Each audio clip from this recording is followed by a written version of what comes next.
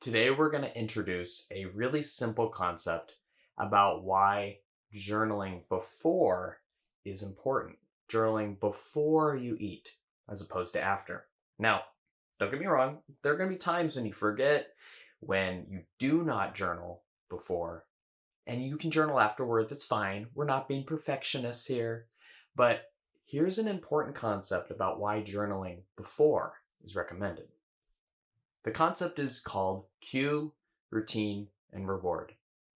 Cue, what triggers a automatic routine, and what reward do you get from the routine? So we'll cover this in detailed examples in just a second. But what this three-part framework does is it gives you a lens in which to see your overeating patterns. Cue, what triggers your overeating, the automatic routine, overeating, and then the reward. What's your reward? When you gain this knowledge, you can start to really see your overeating differently and make sense of it. So let's get into some practical examples. I'll tell you a quick story about how this cue, routine, reward phenomenon was first discovered. There was a doctor, Dr. Pavlov, and he had a bunch of dogs. And what he would do is he would ring a bell, ding, and then he would give the dogs meat. The dogs would eat, they'd feel very happy, they're all full and everything. And he kept on doing this. Bell, meat, dogs would eat. Now, eventually, the dogs started to anticipate that the bell, ding, meant that meat was going to come. And so whenever the dogs started to hear the bell, ding, the dogs would start to drool. They would start to salivate automatically. And then one day, something interesting happened. Dr. Pavlov just rang the bell and didn't give them any meat. And the dogs still salivated. So in this scenario, the bell is the cue, ding. The salivation is sort of the automatic response. The routine is the eating. And then the dogs, they felt full and all this stuff afterwards. That'd be the reward. Here's an example from my own life. This is not a good one, but the alarm rings in the morning, ding. I roll out of bed and check the news. I wake up with a little bit more energy and my thoughts are going. Cue, routine, reward. Now, this is why you want to journal before you eat, because overeating is a little bit more complicated than ringing a bell. A cue can be a place, it can be your car, it can be a kitchen at night, it can be wherever a cue.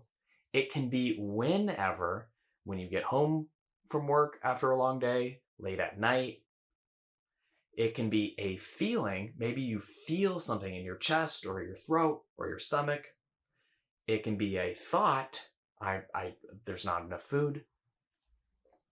And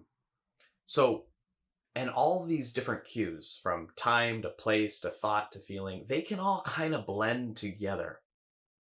And when you are journaling before, if you start noticing, hey, this is where I'm at.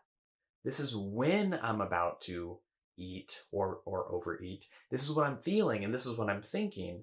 When you get that on paper, you will see your overeating habits much differently. You'll be able to start to understand them. And that's why we journal before. We want to start seeing what is triggering this automatic behavior. It's probably a mixture of all four. There's probably several different feelings: anxiety, depression, sadness, anger, stress, hunger. There's probably several different feelings. There's probably several different thoughts. I'm not good enough. I don't have enough food. I already screwed up today, so why not? There's probably, these factors combine, all right? So we just want to kind of start getting some data, okay?